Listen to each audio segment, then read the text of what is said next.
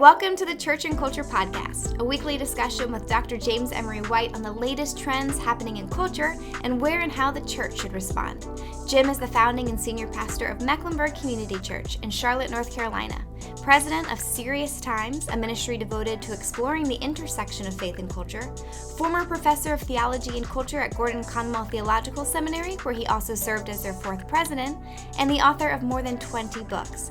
I am your host, Alexis Dry, and I can't wait to dive into this week's conversation. Generating a lot of discussion in recent news has been Kanye West, or Ye, as he's often referred, and what many have seen as a very public mental breakdown. And since it was only a few years ago that Kanye kind of publicly professed his conversion to Christianity or his reclaimed Christianity, it's really not only his fans and followers who have been kind of disturbed by his recent behavior, but also the church. We're asking a lot of questions there too. And while I don't want to take today's episode to just analyze Kanye West, I do want to talk about the church's understanding of mental health and mental illness. As we've spotlighted before on this podcast, the pandemic just brought about, or if not exaggerated, really what has been kind of a mental health crisis, and just all of the concerns that have come about or that the pandemic really brought to the surface. And I think in a good way, it's really generated a lot of helpful conversation. But the church has historically been more silent on mental illness and mental health, or at least that has been a lot of people's personal experience, which has led to a lot of private suffering or a public stigmatization within the church. And so, Jim, I hope to have a robust conversation about this with you, but I was hoping that maybe you could start us off by perhaps just defining mental health and then giving some characteristics as like maybe a life that would be described as a life of mental health. Yeah, well, let me, because we're going to be having a lengthy conversation about this, let me give a short answer to what was obviously a question that deserves a very lengthy and could be a very lengthy response.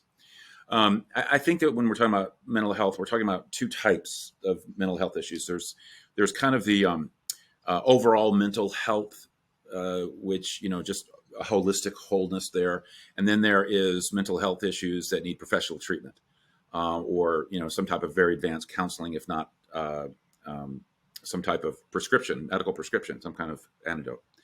And you just hear me say with this right at the beginning, and we'll get into this more, that if you or anyone you know has mental health issues, then you need to get the help you need without shame and without awkwardness and without embarrassment. Let's just make sure that we go ahead and set a tone. It's not like this is some kind of sin or failure in your life. If someone is really dealing, for example, with something like clinical depression, they need to be on antidepressants, just like a diabetic needs to be on insulin. And that's true for any number of mental health issues. What the Bible highlights overall when it comes to mental health is overall day in, day out mental health. And if it has a prescription for that helps with garden variety types of depression, or times when you're discouraged or defeated, or when you feel isolated and alone, when you don't know who to talk to or where to go, when you feel anxious about something, when you feel overwhelmed by life and its pressures, when you just feel like you need some kind of support and help and encouragement, the Bible has a prescription.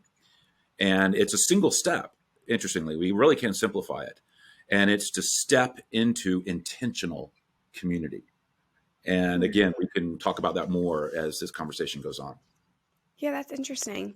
I'd love to hear more about that. But first, if mental health is really the target on the wall, what are some of the most common barriers that prevent us from experiencing mental health, or that force us to fall short? And I wonder too if, as you're explaining that, if any of those are specific to kind of the cultural environment of the last couple of years. Yeah. There's a reason why we're talking about this more over the last 24 to 36 months. Is because mental health issues exploded with all things COVID. But let's talk about, first of all, the main threats. Almost every mental health expert would tell you that the two biggest threats are isolation and loneliness. Those are two. You can talk about issues like, stress and substance abuse and a lot of other things that contribute to hereditary issues related to mental health. But the two things that have really been pinpointed, loneliness and isolation. Well, if those are two of the biggest issues related to mental dis-ease, Well, then think about what's happened culturally for the last 24 to 36 months with COVID. You had loneliness and isolation on the rise, in fact, even enforced upon us. And many of the most basic things related to community were taken away. And so from 2020 forward, you did see this huge increase in mental health issues because of loneliness, because of isolation, and you had increased stress and anxiety related to just the pandemic as well. But I don't think you can just stop there culturally. I think there's a second dynamic beyond COVID's increased isolation and loneliness. The second big cultural dynamic is the digital revolution. And how is so what did we do with that isolation and loneliness? Was it just isolation and loneliness? No, we then delved headfirst into this thing called the online world. And the online world is often highly dysfunctional and anti-community, counter-community, feeds isolation and loneliness and anxiety and stress and fear. And you had the just incredible explosion of everything from conspiracy theories to on bad behavior and trolling and all kinds of things that were just contributing to a lack of mental health. So when you look at what the cultural milieu was for the last 36 months, it was a perfect storm for mental health issues to just be a devastating increase. And just to clarify, when you say isolation and loneliness, you're not using those as synonyms, right? Like, is isolation like physical and loneliness is more emotional? Yeah, I do think that you do see it in the mental health literature. You see those two words used separately. I mean, somewhat synonymously, because if you're isolated, you might tend to be lonely. If you're lonely, it might be because you're isolated. But it's not necessarily the fact. It's more like isolation itself has its own set of negatives. Okay. And then loneliness is often a product of that. But you can be lonely and not be isolated. Yeah. So you do kind of need to tease these out a little bit. There's a certain sense where just isolation itself has its own baggage. That's really helpful. Thank you for clarifying that. Mental illness is so much more common, I think, than most people realize. In fact, I think one of the recent studies that I read said that nearly 1 in 5 adults experience mental health problems every year. And so it makes sense that increasingly people are looking for help. I mean, they're looking to their church leaders or people in ministry, and yet often, if you were taking personal anecdotes in consideration, they're finding their churches and their leaders to be really ill-equipped or misinformed about the nature of what they're struggling with. And, I thought about, you wrote a book a while ago now, but it was called What They Didn't Teach You in Seminary. And I know you don't tackle mental health issues specifically, but I feel like really you could have. You could have dedicated a chapter to that, because that's not something that I feel like seminaries really equip pastors for, or you could speak better to that. So I guess the question is, why do you think so many people in ministry are so ill-equipped to handle or support people with mental health problems? Well, and I think you're being kind to a lot of church leaders, because I think there's just flat out spiritual malpractice. I think you can call it that when it comes to mental health issues. But let me answer your question. I think the first reason is that there is wrongly, sadly, a stigma that is attached. Many erroneously link something like depression to a sin, that it is a sin, or it's a spiritual weakness at best. You shouldn't be depressed. So there's this. Their church leaders aren't dealing with this adequately, or they're not helping people because they're viewing it through a lens that's false. That puts it into the spiritual weakness or even sin category. I think second, you're right. There's no training. There's very little training at the seminary level. Usually there's just at best courses in pastoral care and counseling. And again, pastoral care is different than formal, counseling, a trained counselor. And then that's different than a true mental health professional like a psychologist or psychiatrist. And so you've got the degrees to which, the training is there for these particularly advanced issues, and even recognize it. And that's another thing too. When you don't have some knowledge or training and you haven't done some work on this, you don't even have the ability to have pastoral care function as mental health triage. And what I mean by that is, a triage unit medically is where you assess, you make an assessment, and you're able to make an assessment. It may not be your area of expertise to be able to solve, but you're able to make an assessment. Okay. So like an EMT person, they're doing an immediate care, but also triage, so they know exactly, okay, this is what we need to tell the hospital is coming their way. They need to have a cardiologist ready, or they need to have a GI person ready, because it's a blockage or whatever it is. There's an assessment so that they know how they can best serve. And so I don't think they're even accepting their role to form to be a triage. In terms of referring people and knowing how best to refer people. And I think the last thing is that we do try to spiritualize everything. I think this for the average pastor. I'm not trying to put pastors down. I am one, and I have a huge heart for pastors. But I also want this to be helpful in a broad sense. So let me self-critique that pastors tend to maybe perhaps spiritualize everything. And have you ever heard the old line, if you're a hammer, everything looks like a nail? And so what can happen to a pastor if they're not careful is that every person they meet with, every situation they encounter, they instantly spiritualize it. And, they're a hammer, and so it looks like a nail. So that's how I'm going to address it and treat it and deal with it. And I think that pastors, church leaders, and others would be well advised to have a broader view. Just like I would say to a counselor, hey, not everything is maybe mental health. There could be something spiritual going on there. And so, others need to broaden it out the other ways. Gosh, that triage example was so helpful, because I think you're right. Like, I think that point that you made about over spiritualizing things can often come from the fact that pastors sometimes don't see themselves as triage, like trying to equip themselves to, if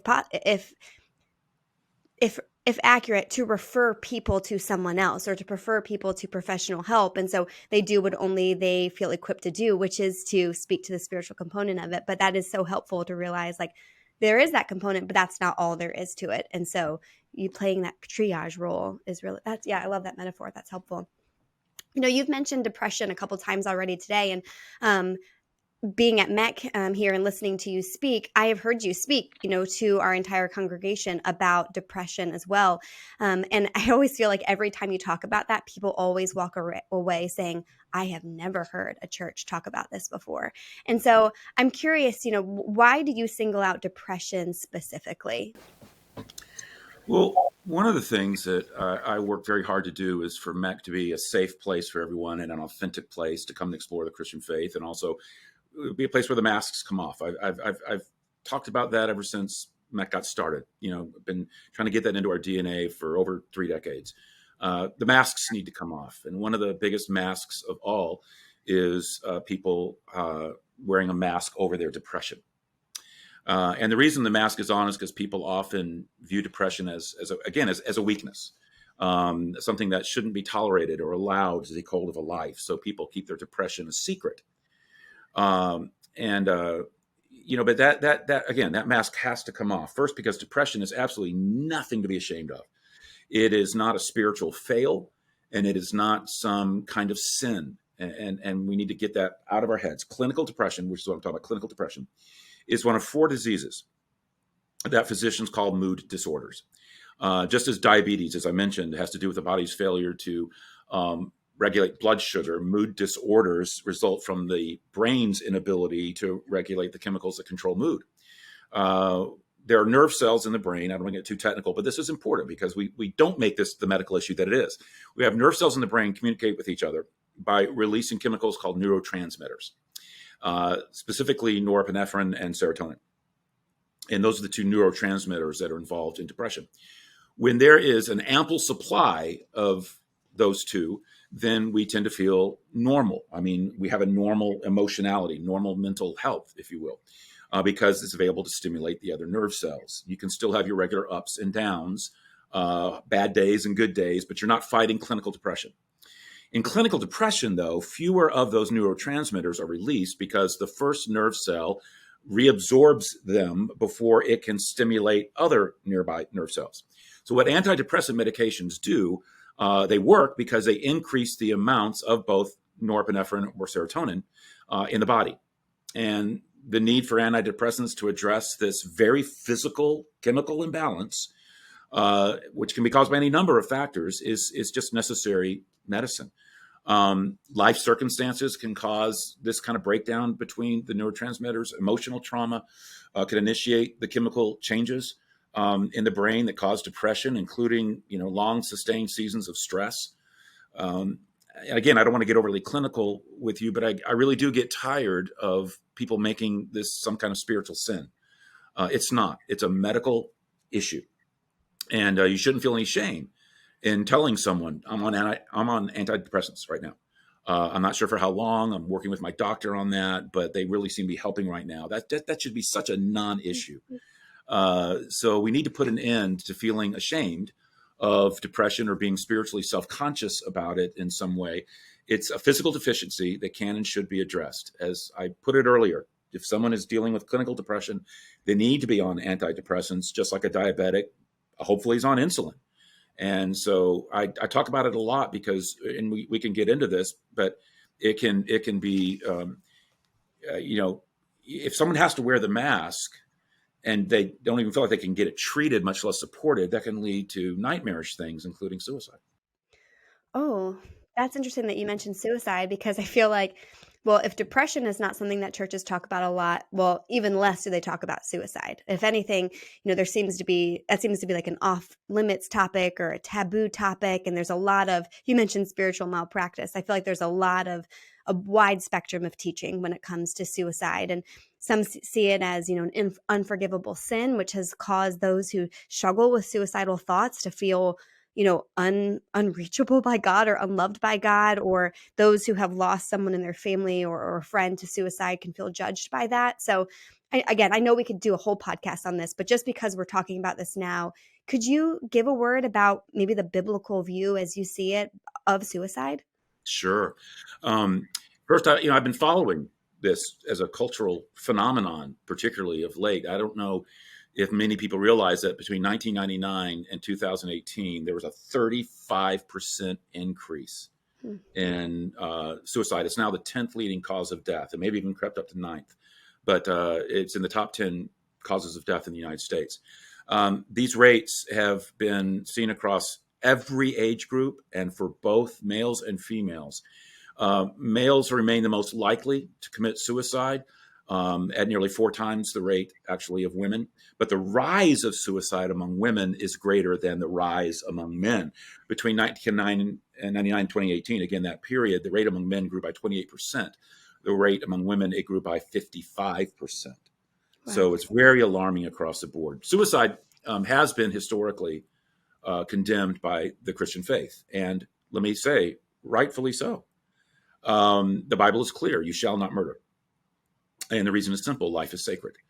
The fact that each and every one of us is made in the image of God gives each and every one of us infinite worth and value, and taking it upon ourselves to end a life is the ultimate act of defiance against God, for life is his and his alone to give and to take. The taking of a life, murder, is showing contempt for God and his image, and it's not ours to do with as we please. And that includes murdering ourselves, because we don't own ourselves. But it is not the unforgivable sin, nor something that automatically commits you to hell. It is clearly the wrongful taking of a life and a violation of the 6th commitment. It's never God's dream or desire.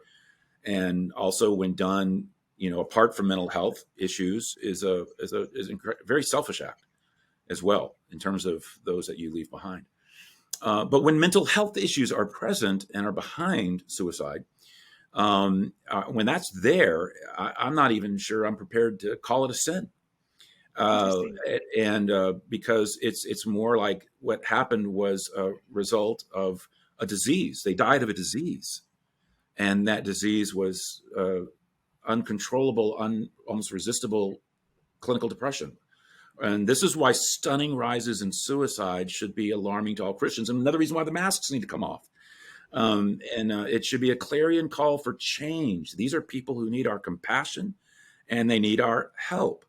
And yet within the Christian community, where openness and grace should be flowing the richest and the deepest, where the masks are meant to come off and safety offered to all, no matter what we're struggling with, owning depression is virtually taboo.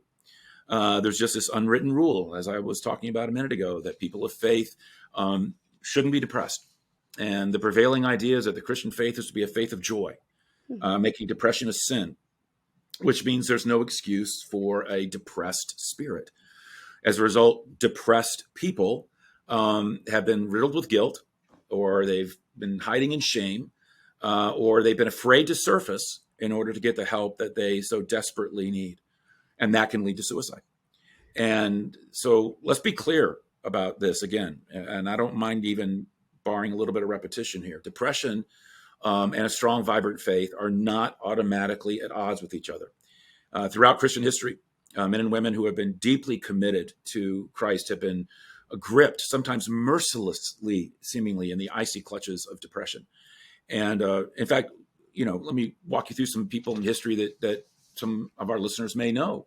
And I knowing we were going to be talking about some of this, I didn't know if there'd be an opportunity, but I've got some interesting quotes here in front of me.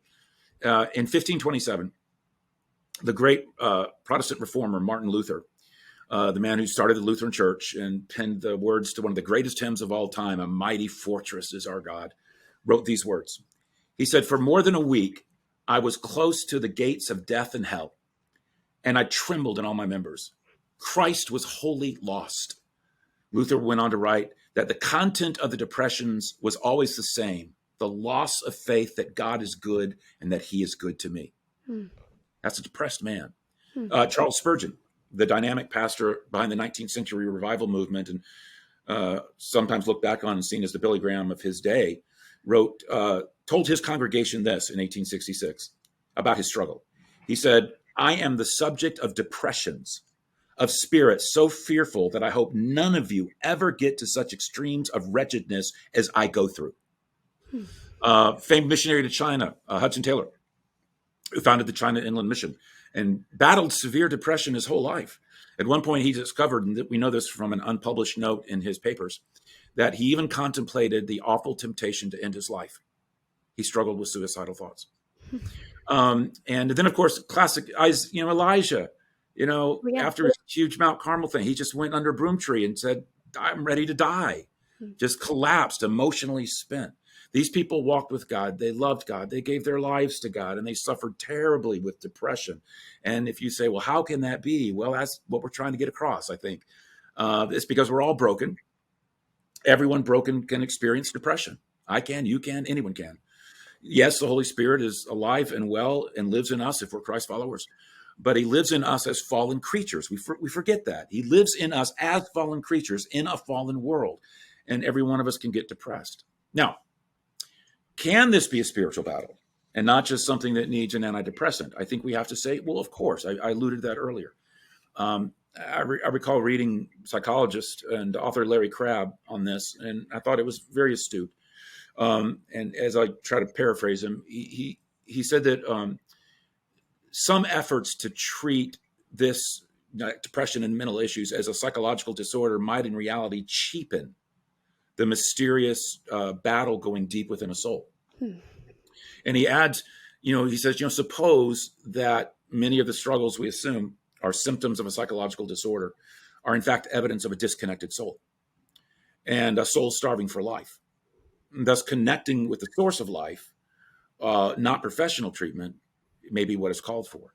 And I totally agree. But it's not always a spiritual battle. And I think we actually, if you're going to look at the pendulum within the church, swinging okay, we're making everything a psychological disorder and not spiritual, or we're making everything a spiritual disorder and not psychological. I think we swung to that side. Mm-hmm. And so I think what Crabb mentions is quite accurate, but I think that in most cases, we're making it a spiritual issue when it's a medical issue, a physical issue. But whether it's physical or spiritual, you can surface with it, and it needs help. And asking for that help should be done without shame or incrimination. But the problem is, a lot of pastors and church leaders are not talking like this.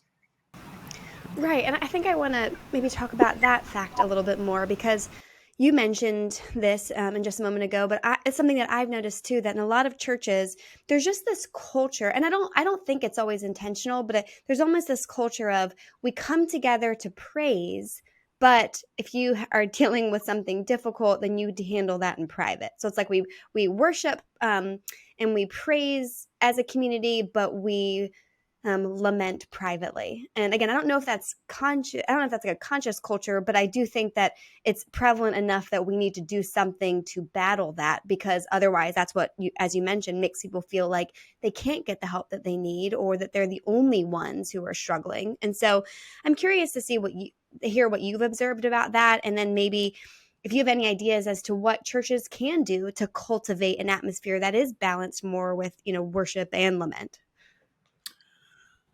Well, I would ask, I would say to a fellow pastor, if they asked me for that question, wanting help with that, I would say, well, when's the last time you did a series on issues? Be it mental health issues or just struggles or just, things where you make it legal. You're injecting it into the system of your church's ecosystem, to where it's like, oh my gosh, we're talking about this. We're actually talking about this. I mean, we talk about money issues, we talk about marriage issues. Why can't we talk about mental health issues? Why can't we talk about, all the different areas that we struggle with, sexual addictions and pornography and so many other things. And I think that the more a church talks about it in a way that's not shame-based, and that isn't trying to just simply like convict, beat up, or whatever, but it's like, hey, let's all get on the solution side of this. Let's own what we need to own. If we need to realize that something's not healthy, okay, we'll call it unhealthy. But now let's realize why we don't want to be unhealthy in that area, and what we can do to be on the other side of it. So I think that when a pastor or a church leader talks about it and kind of strips away the stigma and the sin and failure dynamics to it. And then I think a second thing you can do is to offer practical resources. And the more you offer actual practical resources, you and I were talking offline beforehand about how we just did a big seminar. It was for parents, but it was for parents to know how to deal with mental health issues with their children. And just offering something as simple as that, and just things like that, just seminars and classes where you're talking openly about this and you're providing resources. It takes away the stigma, and it gets it into the culture where you can talk about these things frankly and openly, and people can get the help that they need. Yeah, and I can be sure to link in the show notes some of the series or talks that you have given about mental health issues, in case that would be helpful. I have another question, and I'm sorry if I'm getting too narrow in scope, but the longer that I've been in ministry, something that I've really struggled more and more with is seeing and talking to people who have spouses who struggle with mental health issues. I mean, you said isolation and loneliness. I just feel like that anecdotally has been such a difficult walk for people to take with a spouse who struggles with that. And of course, there's not a one size fits all approach. There usually never is, but you've had much more ministry experience than I have with this. And I'm just curious as to how you have handled that in the past. Yeah, it's tricky. And it's tricky on a number of levels. One reason is because often the spouse in question isn't a Christian. Right. And so I'm not their pastor, and I don't really have access to them. And it's the husband or it's the wife that is saying, what do I do with my spouse who has these mental health issues? And, so a lot of times it's very difficult. And so you're almost left to just pray with them and encourage them and support them and steer them toward resources and provide resources and start support groups in the church for things of that nature. Because there's a lot of married people who are in isolation from their spouse on some area. Yeah. And so they need support. There's the classic, I go to church, my husband doesn't, or my wife isn't a Christian and I am. And, I need that kind of help, support. But there's a lot of other things like with mental health. I think another thing too is, though, that I've often had to try to help them with is their own guilt that they feel over their spouse, and that they can't do certain things that protect them from mental health issues, where either that person's not getting mental health help, they refuse to do that, or something else. And I'm thinking specifically of appropriate boundaries when the mental health issues can lead to abusive behavior. And that is where sometimes they just feel like, I've just got to take it, because, as opposed to no, not when it crosses some of these boundaries, like physical abuse or something like that. So it's a tricky thing. You have to walk through it case by case. But yeah, they feel terribly isolated and alone, and they don't know what to do, and they don't even. And there's certain things they might want to flee, and they don't feel like they can flee. But it's you got to really roll up your sleeves and kind of walk through some things pastorally with people in terms of the specifics. Well, I hope ministry leaders hear you in that and hear that vantage point in case they haven't really considered it before. Because I do feel like it's just becoming more and more prevalent. And so, if you haven't already dealt with that at your church, then you probably will soon. So, yeah. Now we're running longer today than usual, but I think that's okay. But I do want to end with one more question because we've kind of been talking about mental health, or people tend to talk about mental health more in the lines of mental health, like illness, and less about mental health in general. And so, like, kind of more from the treatment perspective rather than the preventative perspective. And so, um, do you see anything in the Bible that maybe you could talk about that would encourage us as to how to guard our mental health? There's a life I've gone back to and studied on multiple levels throughout the years that comes to mind in response to that question. And I'll try, I know we're going long, so I'll try to just make this succinct as possible, just give the big idea. The man's life is Moses, and he dealt with a lot of mental health challenges if you study his life carefully.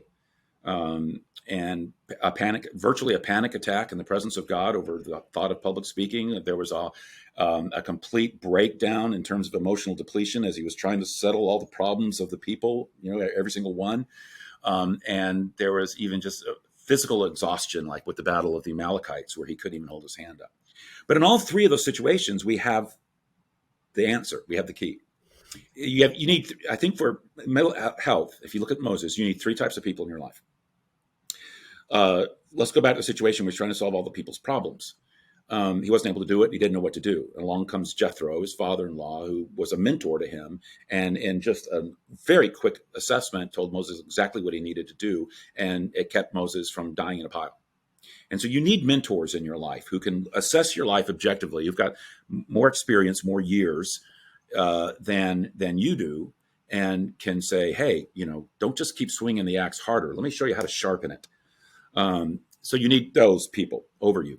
You need people beside you. I mentioned he needed Aaron desperately to be his public speaker. He needed someone who had strengths where he didn't have strengths, and he needed someone who could do that. And so he needed that kind of a teammate around him. And we often don't think about purposefully filling our relational world with people who have strengths and abilities and that we don't have. In other words, okay, Moses was having a panic attack. He needed somebody who wasn't going to have a panic attack in that area and who could kind of stabilize him, in that way. And then you need people underneath you, supporters. And again, with the battle of the Amalekites, not to get to just a quick reminder of the story, when he held the staff up, they won. When he got tired and lowered it, they lost. And so two men came along beside him, and they found a stone for him to sit on, and then they held his hands up for him, and Israel won the battle. You need all three types of people in your life. You need to be intentional about it, and you need to have the humility to welcome them in. And again, I do believe this is the beauty of the church, where you have this community there of people that can be that for you, but you have to be intentional about it. It's not something you can't just sit back passively. Community is not something that you discover. I've always said it's something that you make. You make it happen, and you create that community. But the church gives you all of the raw ingredients that you need. And the people, that's one of the beauties of the church and being there for, and why there's so many in the scriptures, what's called the one another's, where all the things that we're supposed to do for one another. And it's interesting that passage in Hebrews that says, let us not stop meeting together, has nothing to do with corporate worship. And it has everything to do with not stopping, having people enter into your life and you being willing to enter into other people's lives, so that we can encourage one another on. And that was the context of the Hebrews passage. And so it fits beautifully into this. And so if I had to give one prescription for mental health, I would say it's enter intentionally into a healthy community, do a 360-degree relational inventory and people above, beside, below you, and make sure you have those kinds of relationships in your life. And again, that's a short assessment of what I could do an entire message series on in terms of those people in your life and how that plays out for health and wholeness in a host of areas. But that's it in a nutshell. Yeah, we've talked about that a handful of times at MEC. So again, we'll share those resources in the show notes as well. But gosh, thank you for your time, Jim. I don't think this is going to be the last time that we talk about this, just because it is so prevalent. But I do think this was such a helpful conversation for so many to eavesdrop into, and hopefully has given a lot of churches and ministry leaders a lot to think about in terms of their own church community and culture. And so, yeah, thank you. Thank you guys for listening, and we hope you'll join us again next week.